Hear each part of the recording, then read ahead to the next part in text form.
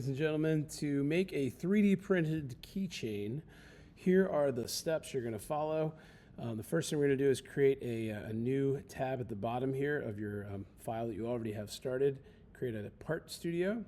And the big change here is that we must draw this in millimeters, not inches. Every project so far has been in inches, but this one's got to be in millimeters. So if we click on the three lines here at the top and go down to workspace units, we're going to change it. Yours is probably set to inches, but we're going to change it to millimeters. And then we can hit our check mark. We're going to draw the keychain looking down on it from the top view. So I'm going to click on the top of the cube. I'm going to create a new sketch on the top, so I'll select this plane. And the keychain is going to start here on the origin, and we're going to make it a rectangle that is 65 millimeters, enter, by 25 millimeters, enter, just like that. 65 by 25, we'll finish our sketch, our first sketch. If we right click and angle the drawing a little bit here, that'll help with seeing our extrusion. We're going to click on the extrude button, we'll select our rectangle, and we're going to make this 2 millimeters thick. So I'm going to hit the check mark, and there we've got this 2 millimeter thick rectangle. Now, putting that in your pocket's not going to be ideal because of the sharp corners. So this is where you have some design flexibility. There are two buttons up here. One is called a fillet, one is called a chamfer. When I click on the fillet tool, it gives me rounded corners. It rounds them over, and you can see the radius, which is the size of that arc, changes. So I can set that to a number like 5, and I could click on the front two corners, and that's going to round it over like that. Or you might choose to do a chamfer. A chamfer, I'm just going to cancel that one. If I click on the chamfer tool, let me get rid of the fillet, delete, there we go. If I click on the chamfer tool, it gives me an angle. I'm going to change this to a bigger number, like 5, like that. And I can go back and edit that. I can change that number to maybe 8. And you can see how it drastically changes the shape. Right click, edit, you can change it to whatever number you like, or you can do the fillet, doesn't matter to me. So I'm going to go with a 5 millimeter just for this one, a 5 millimeter chamfer. And then on the other side, we could do the same thing, or we could make it a little different and add a fillet back here. So you got to be careful when you're clicking on these lines. You want to click right on this short line, not this face, not that face, not this face, but that line segment right there. So if we put a 5 millimeter radius, again, this is up to you. You can make it look however you wish. But I'm going to go with something like that. And I'll tell you what, now that I look at this, I want these chamfers to be a little bit bigger. I'm going to edit those. I'm going to go with 7. There we go. I like the way that looks. Now I'm going to create a new sketch on the top of this. I got to be careful that I don't select the plane, but I want to select the face. So I see it's highlighted. So I'm going to click, and now I have a new piece of paper essentially on this surface. And there's a really awesome tool here called offset.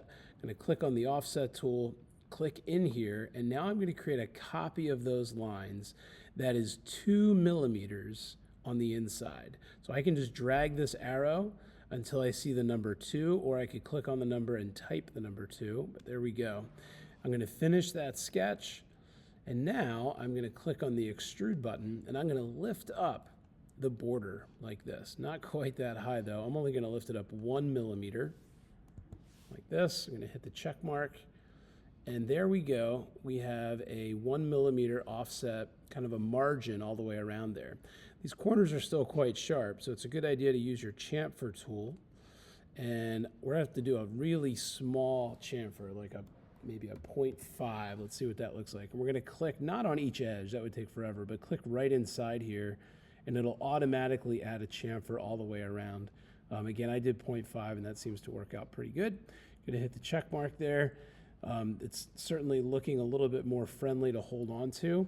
We might want to add a small radius to these edges up here. So I'm going to click on my fillet tool, something small like maybe 2 millimeters, like that.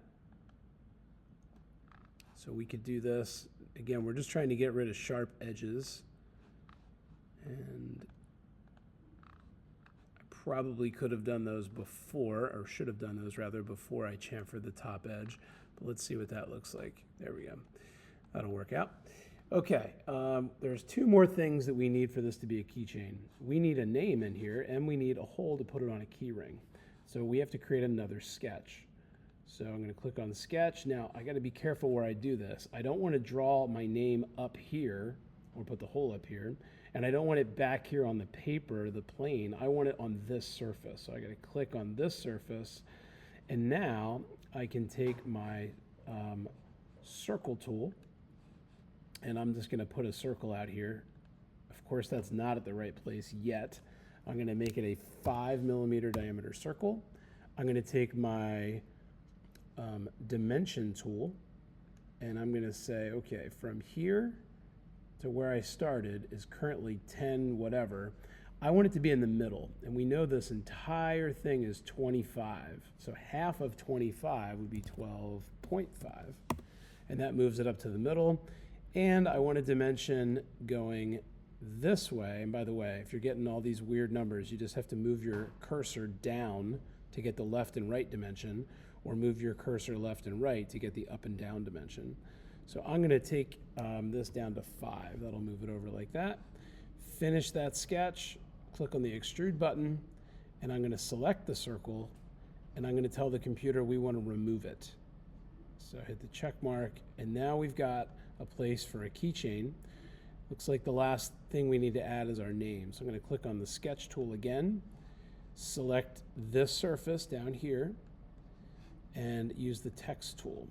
Now you're going to drag the text box inside like that. You're going to want to go with all caps if you can. That looks better. And you want to try to keep it to about 6 or 7 letters or less. So your initials might work well, a first name only or last name only if it's short, but if you get into a long list of letters, they're going to be quite small and they may not look too good. So I'm going to go with this one right here. I'm just going to type in Abram, and it is in, it's bold. You can change the font. I'm going to hit the check mark here. And as you can see, that is much too long, but we're going to take a dimension. We're going to click on this top line of our text box, and we're going to change this to 55. And that will or should fit inside there or be very, very close. Now I can click on this vertical line. Well, actually, I have to hit escape to drop my dimension tool. There we go.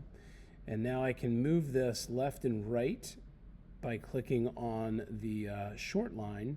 And if I click on the long line, I can move it up and down. So I'm going to get it to the middle, or what looks to be like the middle. And I'm going to move it left just a little bit. And you can modify the size. If 55 is a bit too much, you can change it. But that looks pretty good to me. If I want to get it exactly to the center, here's a little trick. We can take this point and put it anywhere on this line, like right there. And then there's a constraint over here called midpoint.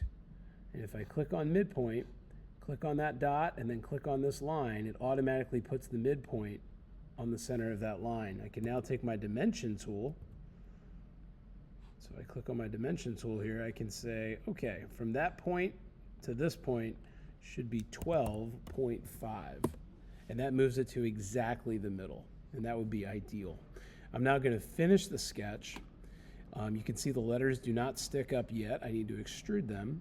So now I'm going to click on the letters, and we want them to stick up 1 millimeter. So I'm going to change this to 1, just like that.